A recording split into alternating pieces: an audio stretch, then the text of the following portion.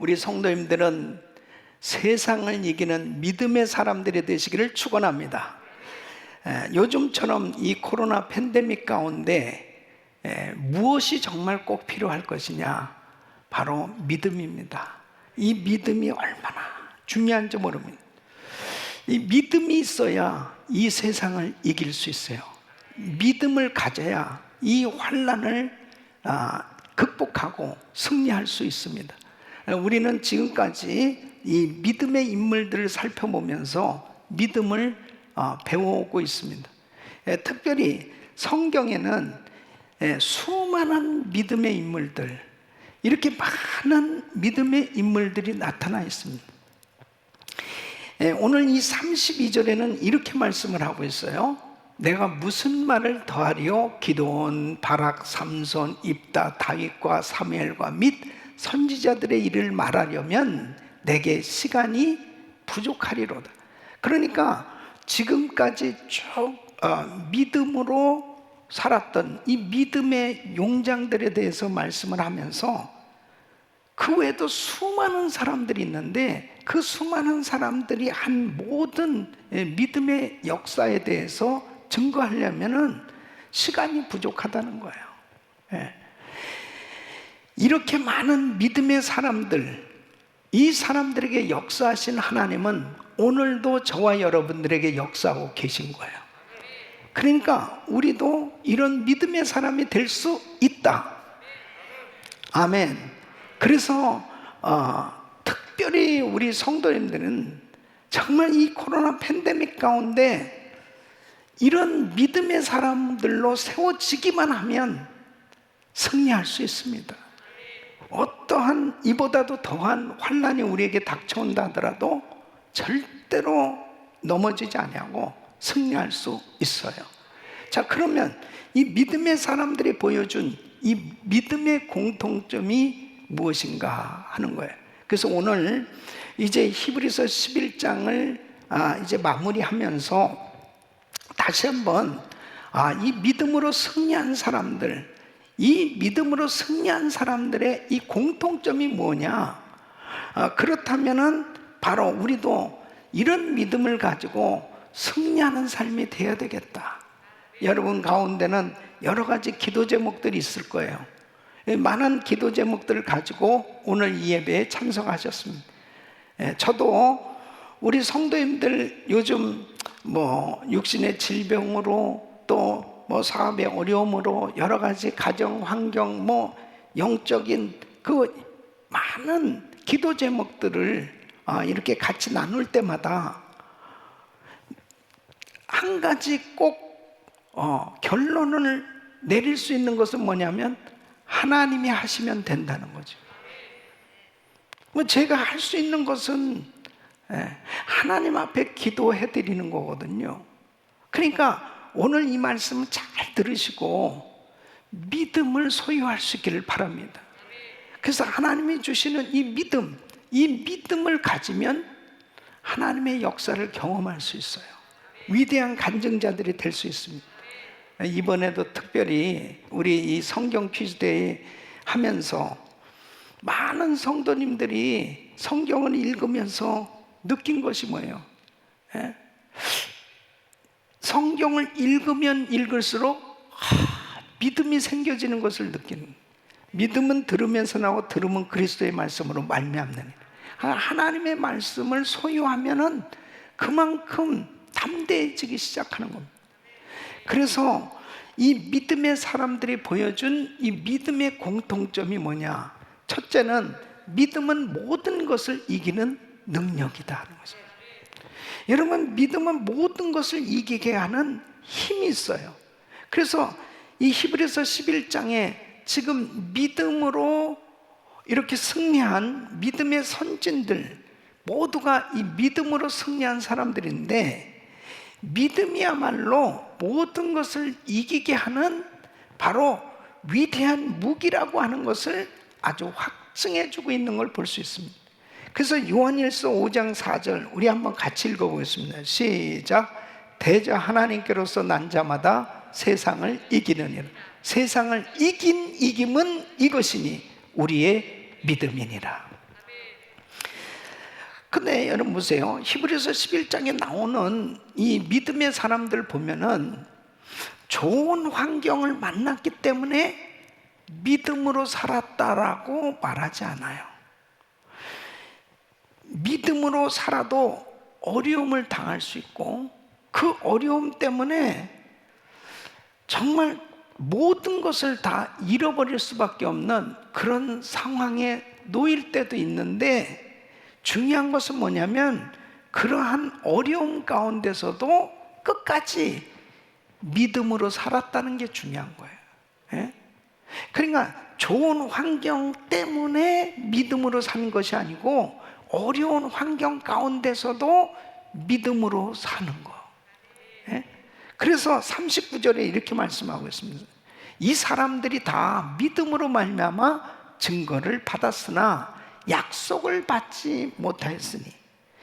그러니까 이 히브리서에 그 증거되어 있는 이 믿음의 사람들, 이 구약의 이 믿음의 사람들을 보면은 전부 믿음으로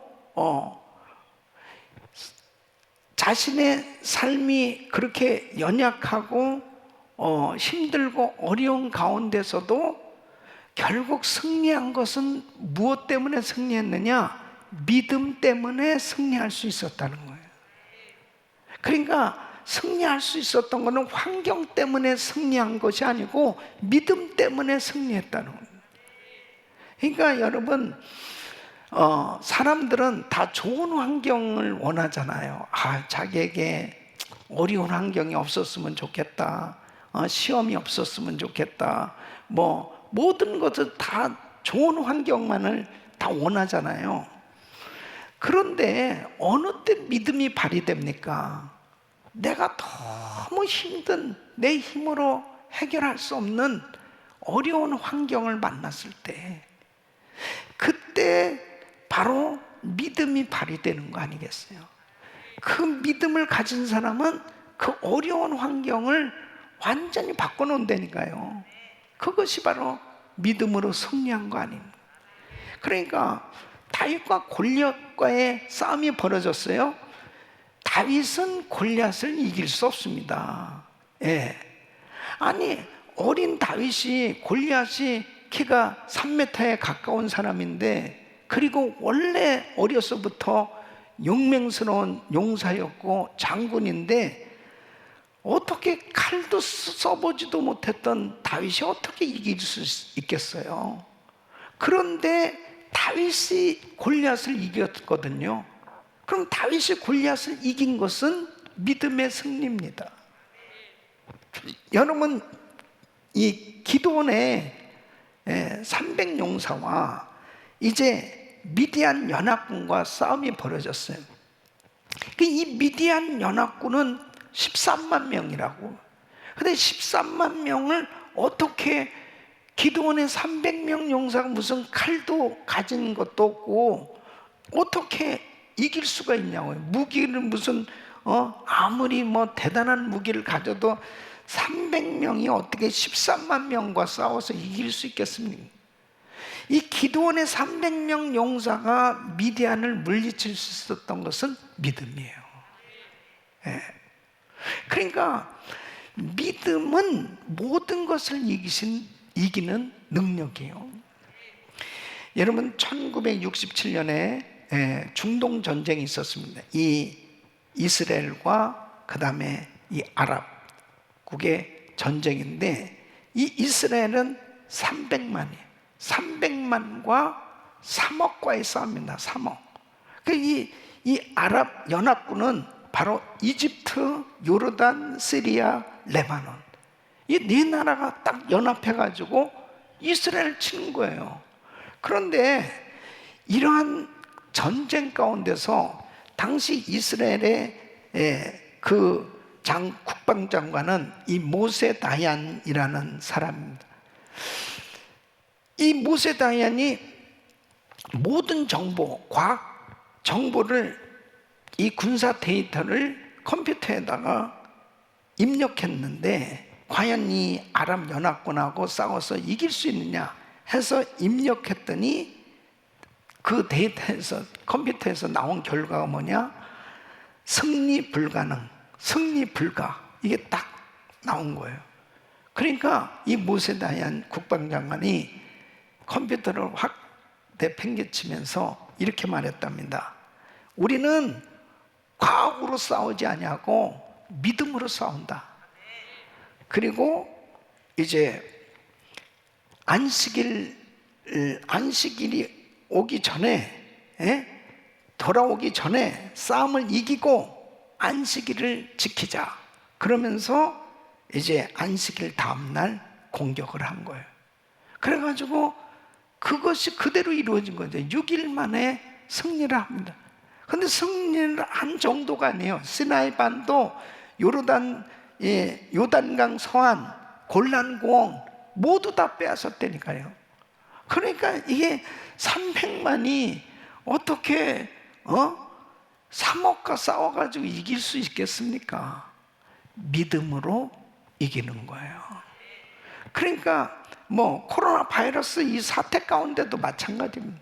환경적으로 보면 뭐 도무지 사업도 그렇고 뭐 사역도 그렇고 선교도 그렇고 목회도 그렇고 모든 상황으로 보면 전부 이거 뭐 다 이렇게 폐쇄되고 얼마나 힘든 그런 상황이에요. 그러나 믿음은 모든 것을 이기는 능력입니다. 그래서 믿음을 가져야 돼요. 믿음을. 하나님께서 우리에게 믿음을 주셨잖아요. 믿음으로 승리하시기를 축원합니다. 두 번째는 믿음은 핍박을 이기게 하는 것입니다. 여러분 35절로 38절을 한번 읽어보겠습니다. 여자들은 자기의 죽은 자를 부활로 받기도 하며 또 어떤 이들은 더 좋은 부활을 얻고자 하여 악형을 받되 구차히 면하지 아니하였습니다. 또 어떤 이들은 희롱과 채찍질뿐 아니라 결박과 옥에 갇히는 시험도 받았습니다. 돌로 치는 것과 톱으로 켜는 것과 시험, 칼에 죽는 것을 당하고 양과 염소의 가죽을 입고 유리하여 궁핍과 환난과 학대를 받았습니다. 이런 사람은 세상에 감당치 못하다. 저희가 광야와 산중과 암열과 토굴에 유리하였느니라 그랬습니다. 이렇게 핍박과 고통을 당할 때 하나님 살아계신데 살아계신 하나님께서 이 구원의 역사를 일으켜 주셔야 되는데 어떤 때는 그냥 두실 때도 있어요. 그냥 죽게 내버려 두실 때도 있다는 거예요. 그냥 굶어 죽게 내버려 두실 때도 있고 칼에 맞아 죽게 내버려 두실 때도 있고 돌에 맞아 죽게 내버려 두실 때도 있고 그냥 감옥에 갇히게 내버려 두실 때도 있고 그러니까 초대교회 당시에는 예수님 전하면은 핍박을 받을 수밖에 없었어요. 감옥에 갇히고 매를 맞고 어려움을 겪을 수밖에 없어요. 근데 대표적인 예가 베드로인 경우는 감옥에 갇혔습니다. 감옥에 갇혔는데 천사를 보내서 베드로를 감옥에서 구원해 주셨습니다. 그런데 스데반은 돌에 맞아 죽습니다. 돌에 맞아 죽는 것을 그냥 그대로 놔두셨어요. 그러니까 여러분 중요한 것이 뭐냐면 이렇게 예수를 잘 믿어도 사명감을 가지고 주의를 해도 병들 수도 있고 그리고 이렇게 엄청난 핍박을 받을 수도 있고 죽임을 당할 수도 있다는 거죠. 그런데 중요한 것은 뭐냐? 바로 믿음을 가진 사람은 어떤 상황 가운데서도 그 핍박을 이기게 됩니다. 자, 순교한 스데반의 모습을 보세요. 스데반의 모습을 보면 스데반이 죽었지만은 스데반은 믿음으로 승리한 사람이에요. 그 핍박을 이겨낸 사람이에요. 자, 뭘로 알 수 있어요? 사도행전 7장 55절 56절에 보면 엄청난 핍박 중에 스데반이 성령이 충만해서 하늘을 우러러 주목하여 하나님의 영광과 및 예수께서 하나님 우편에 서신 것을 보고 말하되 하늘이 열리고 인자가 하나님 우편에 서신 것을 보노라. 성령 충만해서 영적으로 열렸어요. 네. 그런 가운데 사람들이 이를 갈면서 돌을 던집니다. 돌에 맞았어. 그러니까 얼마나 아프겠습니까? 아니, 돌에 맞아서 죽을 정도니까 이게 보통 일이냐고. 이런 가운데 59절에 죽으면서 이렇게 말을 하는 거예요. 저희가 돌로 스데반을 치니 스데반이 부르짖어 가로되 주 예수여 내 영혼을 받으시옵소서. 예? 그러면서 60절에 이렇게 말을 하고 죽습니다. 무릎을 꿇고 크게 불러 가로되 주여 이 죄를 저들에게 돌리지 마옵소서. 이 말을 하고자 하니 스데반은 승리한 거예요. 그 입술에 죽으면서도 자신이 복음을 전한 사람들, 그 사람들의 영혼이 잘 되기를 바라면서 저주하지 않았어요. 돌을 던지는 그 사람들을 위해서 주여 이 죄를 저들에게 돌리지 마옵소서. 예수님처럼 용서의 기도를 하시고 그리고 순교하신 바로 이 스데반이야말로 믿음을 가진 사람, 이 믿음으로 핍박을 이겨낸 거예요. 그래서 이런 사람들을 뭐라고 하냐, 38절에 보면은 세상이 감당할 수 없도다 그랬어요. 세상이 감당할 수. 그러니까 세상이 감당치 못할 사람. 어떤 사람이 세상이 감당 못할 사람이냐? 저와 우리 성도님들은 세상이 감당할 수 없는 이런 믿음의 사람들이 돼야 돼요. 아멘. 그 첫째는 부활의 소망을 가진 사람. 부활의 소망. 자, 35절 보면 그래요. 35절. 여자들은 자기의 죽은 자를 부활로 받기도 하며 또 어떤 이들은 더 좋은 부활을 얻고자 하여 악형을 받되 구차히 면하지 아니하였으며 그랬습니다. 이 여자들은 자기의 죽은 자를 부활로 받기도 하고, 이 부활은 뭐예요? 부활은 다시 살아나는 거예요. 그러니까 예수님께서 부활하셨다, 이것은 예수님이 죽으셨는데 다시 사셨잖아요. 그러니까 이 부활의 소망을 가졌다는 것은 다시 살 것에 대한 소망을 가진 거예요. 그러니까 다시 살 것에 대한 소망을 가졌는데 여기서 여자들은 자기의 죽은 자를 부활로 받기도 하고, 이 말은 뭐냐면 예를 들면 자, 사렙다 과부에게 아들이 있어요. 근데 그 아들이 죽게 되었습니다. 그랬을 때 엘리야가 그 집에 가서 그 죽은 아들을 살려내죠. 또 수넴 여인의 아들이 죽었어요. 그랬을 때 엘리사 주의 종을 통해서 수넴 여인의 아들이 다시 살게 됩니다. 때로는 이렇게 죽은 자를 하나님께서 다시 살려주시는 것, 이러한 것에 대한 이 소망을 가지고 정말 하나님께서 주시는 은혜로 주님이 다시 살려주시는 이런 소망을 가졌을 때 두려움이 없는 거죠. 하나님께서 하시면 된다, 이런 은혜를 받게 되기도 해요. 그런데 어떤 이들은 더 좋은 부활을 얻고자 해요. 더 좋은 부활이 뭐냐 이거예요.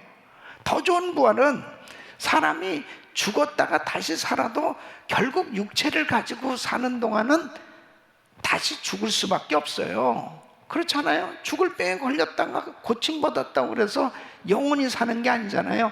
다시 또 죽게 된다고요. 근데 더 좋은 부활이라는 것은 뭐냐면 영원히 부활하는 거예요. 영원히 사는 겁니다. 예? 그러니까 요한복음 11장 25절에 보면 예수께서 그러다 나는 부활이요 생명, 나를 믿는 자는 죽어도 살겠고. 그러니까 예수 믿는 우리에게는 영생이 주어진 줄로 믿습니다. 그리고 영원히 살게 된 이 부활의 약속이 우리에게 주어진 거예요. 그러니까 더 좋은 부활을 얻고자 하여 악형을 받되 구차히 면하지 아니하고, 야, 너 예수 부인하면은 살려줄게. 예수 부인해봐. 그래도 부인할 수 없다는 거예요. 사자 밥이 돼. 너 사자 밥이 되는 거야. 원형극장에 너 그냥 사자들에게 물어뜯기게 그렇게 당할래? 아니면 그냥 예수 부인하고 살래? 그랬을 때 난 사자 밥이 되겠다. 그러면서 사자에게 뜯겨 죽임을 당하기도 했다니까요. 예. 왜 그렇게 하느냐? 내가 지금 정말 믿음 지키고 사자의 밥이 된다 하더라도 잠시 잠깐이지, 이 육체는 구원받은 나는 죽고 난 이후에 믿음 지키고 난 후에는 영원한 부활이 나에게 주어질 것이다. 이 확신을 딱 가지니까 불에 던져지고 사자굴에 들어가도 입술로 절대로 예수를 부인하지 않고 믿음을 지켰단 말이에요. 우리 사랑하는 성도 여러분, 믿음을 지킬 수 있는 것은 믿음입니다. 믿음을 지킬 수 있는 것은 부활의 소망 때문이에요. 부활을 믿는 믿음, 부활의 소망을 가진 믿음, 이것이 얼마나 중요한지 몰라요. 카타콤 로마에 가면요, 이 카타콤을 가보실 수 있는데 지하 동굴에서 사는 거예요. 지하 동굴에서 그곳에서 살아간다는 것이 얼마나 비참해요. 환경적으로 빛을 볼 수도 없는, 그냥 그 지하에서 거기서 낳고 그곳에서 살다가 죽는 거예요. 그런데 그 지하 동굴에서 예배 드리면서 기쁨이 있었다니까요. 그것이 왜 그랬을까요? 지금 육신적으로는 참 힘들고 어려워도 이제 얼마 후에는 영원한 생명, 영원한 부활이 우리에게 주어진다는 그 믿음이 있었기 때문에, 부활의 소망을 가졌기 때문에 믿음으로 승리할 수 있었던 겁니다. 저는 탈북자 사역을 하면서 우리 탈북자 형제 자매들 간증들을 들으면 참 기가 막힙니다. 그 한국까지 오기까지의 그 과정은 이루 말할 수 없어요. 자, 어느 누구도요, 다 그냥 영화의 스토리야. 너무너무 힘든 그런 과정들을 겪었습니다. 근데 몇몇 분들 가운데 얘기 들어보면 북한의 지하 교회, 그 교회에서 잡혀서 성경책이 발각되고 그렇게 잡혔을 때 모진 고문을 당하고 그리고 맞아 죽기도 하고 그렇게 어려움을 당한 그런 간증들을 참 너무너무 기가 막힌 그런 핍박을 당하면서도 그 확실하게 믿음을 가진 그 성도들은 그 어려움 가운데서도 부활의 소망을 가졌기에 담대히 믿음을 지키면서 순교하는 겁니다. 여러분, 부활의 소망을 가진 사람은 세상에 감당할 수 없어요. 두 번째는 죽을 각오가 된 사람입니다. 죽을 각오가 된 사람. 그 36절로 37절 보면 또 어떤 이들은 희롱과 채찍질뿐 아니라 결박과 옥에 갇히는 시험도 받았습니다.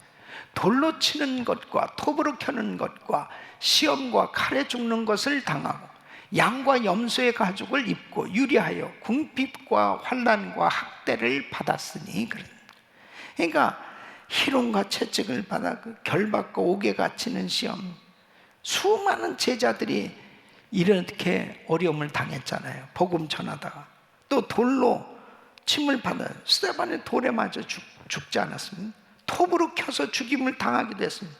여러분 이사야 선지자는 므낫세 왕에서 이 톱으로 정말 그렇게 비참하게 순교를 당했습니다. 또 시험과 칼에 죽는 것을 당합니다. 또 야고보도 칼에 맞아 죽었습니다. 양과 염소의 가죽 옷을 입고 유리하여 궁핍과 환난과 학대를 받는, 세상에 이렇게 신앙을 지키기 위해서요 많은 시험을 당했습니다. 이런 가운데서도 믿음을 지킬 수 있었던 것은 죽을 각오가 됐다는 거예요. 죽을 각오. 대표적인 사람이 사도 바울입니다. 사도 바울이 사도행전 20장 23절 24절에 그는 이렇게 고백을 합니다. 오직 성령의 각성에서 내게 증거하여 결박과 환난이 나를 기다린다. 나의 달려갈 길과 주 예수께 받은 사명 곧 하나님의 은혜의 복음 증거하는 일을 마치려 하면 나의 생명을 조금도 귀한 것으로 여기지 아니하노라. 이제 예루살렘에 올라가면은 틀림없이 핍박을 당합니다. 그래서 아가보 선지자가 바울의 이 어느 띠를 가지고 예언을 하는 거예요. 올라가면 이렇게 잡혀가지고 매임을 당할 것입니다. 죽임을 당할 것입니다. 그러니까 사람들이 막 울면서 가지 마세요. 사도님 가지 마세요. 가시면 안 됩니다. 그러니까 사도행전 21장 13절에 이렇게 단호하게 이야기합니다. 바울이 대답하되 너희가 어찌하여 울어 내 마음을 상하게 하느냐. 나는 주 예수의 이름을 위하여 결박받을 뿐 아니라 예루살렘에서 죽을 것도 각오하였노라. 그러니까 죽을 각오가 되는 이런 사람은요 세상에 감당할 수 없다니까. 세상에 감당. 죽고자 하는 자는 살 것이요. 여러분 주를 위해서 이렇게 목숨 내는 사람은요 세상에 감당할 수 없습니다. 우리 김광신 목사님 참 하여튼 죽을 각오로 그렇게 선교 사역을 하셨는데, 한 번은 제가 샌디에고에서 목회할 때예요. 우리 모임을 위해서 내려오셨는데 보니까 안대를 이렇게 하고 오신 거예요. 눈 한쪽을. 그래서 아니 목사님 눈이 왜 아프세요? 그러니까 이 눈 안에 이렇게 돌아가신 거예요. 이렇게 완전히 이렇게 그 왜 그렇게 눈이 됐냐면 당뇨 합병증으로 눈이 완전히 이렇게 시력이 어렵게 된 거죠. 그 의학적으로는 보통 당뇨 합병으로 그렇게 눈으로 온다든지 뭐 발로 뭐 여러 군데도 이렇게 오잖아요. 그게 좋아질 수가 없대네요. 네. 근데 그렇게 하시고, 그 말이지 그 캡틴 쿡 깐난 애가 뭐 그러면서 그러면서 또 그렇게 하고 선교지에 또 가시는 거예요. 네. 그리고 그 이제 대장암 수술을 받으셨잖아요. 그때 당시에 이렇게 좀 지금 키모약이 좀 많이 좋아졌지만은 그때는 이게 좀 부작용이 좀 심했던 것 같아요. 손이 이렇게 막 다 갈라지는 거예요. 예. 근데 이 겨울철 같은데 이렇게 뭐 그냥 가방 같은 거 들어도 너무너무 아픈 거죠. 손이 막 갈라지고 그러는데. 근데 또 선교지 가시는 거예요. 예. 근데 이제 뭐 아들도 의사니까. 근데 뭐 의사들도 그렇게 이야기합니다. 꼭 돌아가시기 위해서 그냥 더 재촉을 하듯이 그렇게 사는 것 같다. 너무 거꾸로 산다. 너무 근데요 여러분, 목숨을 내놓은 사람은 세상에 감당할 수 없는 그런 믿음을 가지고 살아갈 때 오히려 더 건강한 사람은 일찍 죽는데 목사님 아직까지 사셨어. 하나님께서요, 건강도 붙들어 주셔야 되는 거예요. 근데 중요한 것은요, 순교가 꿈이신데 순교도 마음대로 되는 건 아니에요. 네. 하나님께서 해주셔야 되는 거예요. 근데 중요한 것은 참 주를 위해서 이렇게 죽자 하는 이런 각오를 가진 참 이런 목사님이 계시다는 게 얼마나 나는 참 감사한지, 너무너무 감사한 거예요. 네? 여러분, 주를 위해서 이렇게 정말 자기를 아끼지 않고 하나님 앞에 드릴 수 있다는 거 믿음입니다, 여러분. 사람들은 나름대로, 자 보세요, 하나님의 교회 섬길, 내가 내 사업하는 것만큼 열심히 하는 것만큼 교회를 돌아보고 정말 하나님의 집을 돌아보고 하나님의 교회를 생각해 볼 수 있다면요, 얼마나 하나님이 기뻐하시겠냐고요. 예? 자, 우리 권사님들 특히 참 우리 손자 손녀 보시느냐고 요즘들 수고 많으시죠? 얼마나 손자 손녀가 이쁩니까? 예. 손자 손녀 이뻐하면서 아이들 돌보는 만큼 그렇게 교회를 사랑하고 교회 구석구석을 좀 살펴보시고 교회를 기도하면서 섬길 수 있으면 하나님이 얼마나 기뻐하실까. 여러분, 주의 일을 한다는 것은요, 때로는 세상의 즐거움도, 때로는 세상이 나를 유혹하는 것이 너무 많이 있죠. 그런 것과 차단해야 될 수밖에 없는 때도 있는 거예요. 예? 외로운 거죠. 얼마나 이 하나님의 종들이 힘들고 어려웠겠습니까?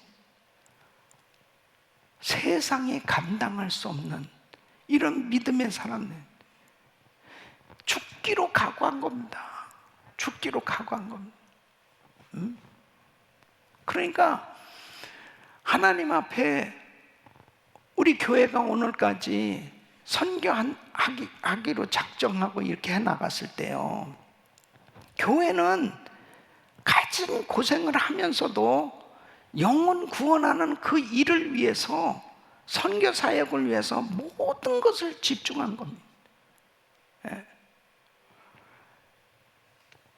하나님께서 죽고자 하는 자는 살 것이요, 바로 목숨을 걸고 하나님 앞에 헌신했을 때 하나님께서 책임져 주신다니까요. 고난 중에도 예수님만 의지하는 사람들, 세상이 감당할 수 없는 사람, 그 38절 말씀 보시면 이런 사람은 세상에 감당치 못한다. 저희가 광야와 산중과 암열과 토굴에 유리하였느니라.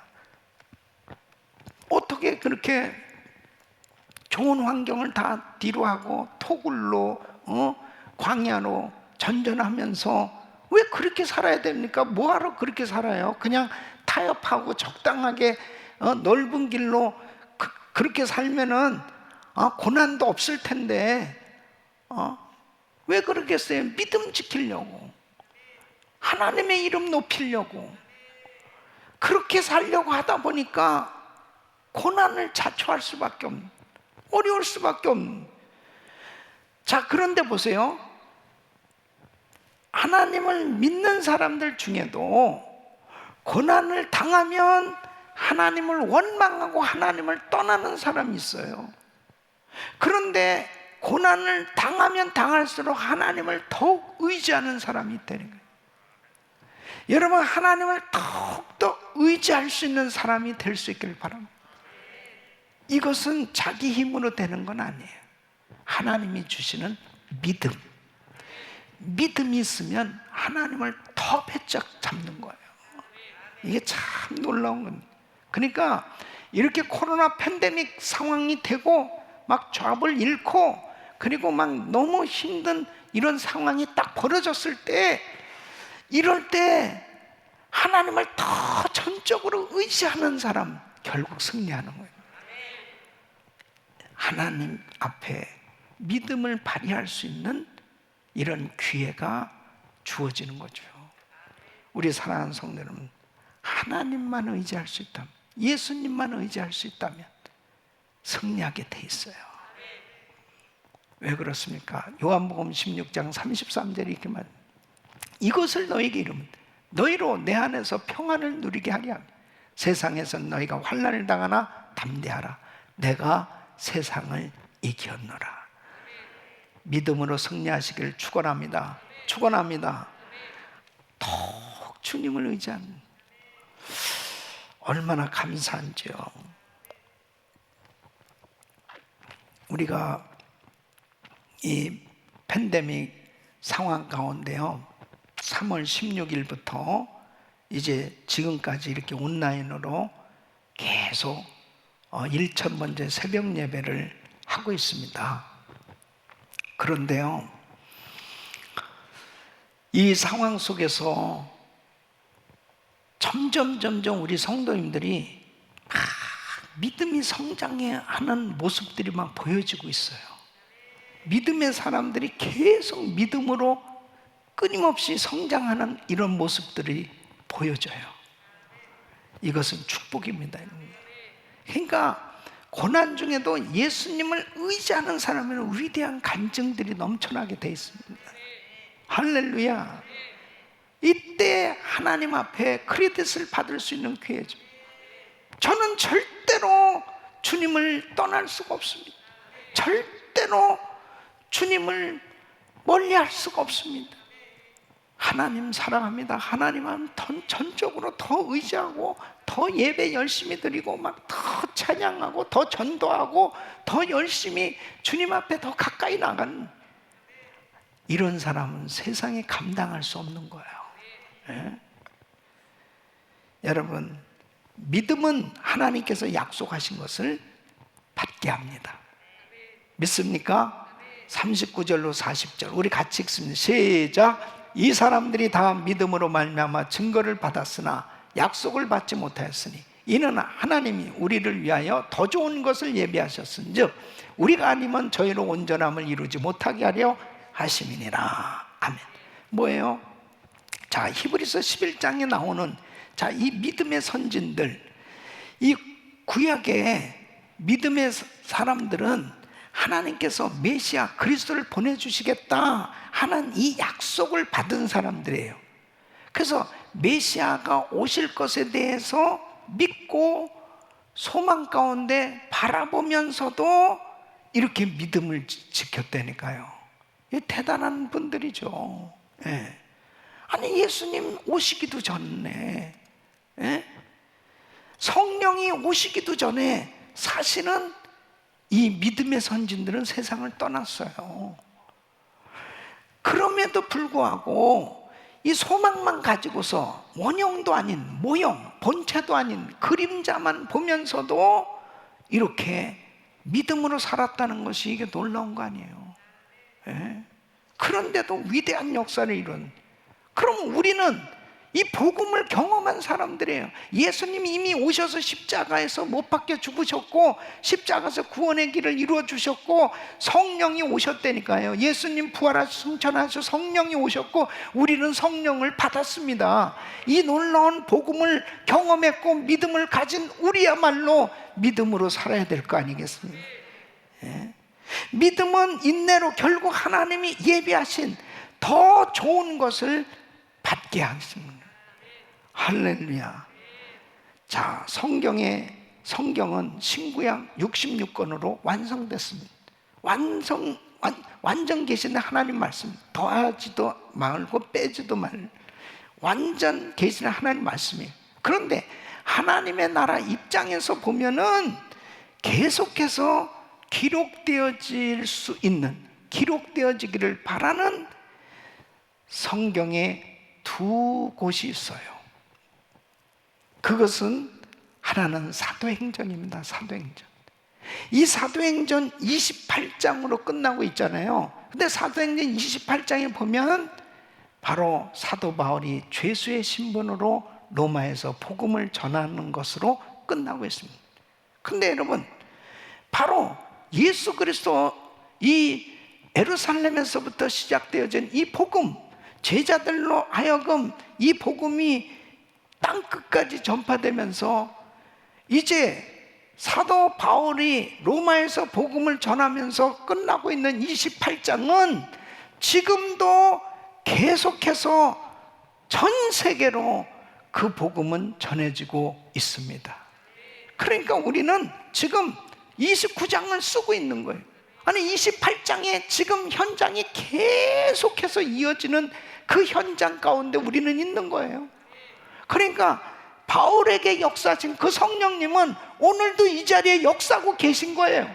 바로 전 세계 선교가 마무리되는 그 순간까지 계속해서 사도행전은 진행되고 있는 겁니다. 그 현장에 저와 여러분들이 있는 거예요.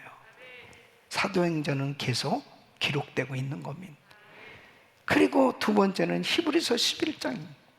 이 히브리서 11장은 믿음의 인물들의 믿음의 역사를 기록하고 있는 책이잖아요. 그래서 믿음으로 아벨은, 믿음으로 에녹은, 믿음으로 노아는, 믿음으로 아브라함은 이렇게 하듯이 믿음으로 지금 계속 기록하고 있어요.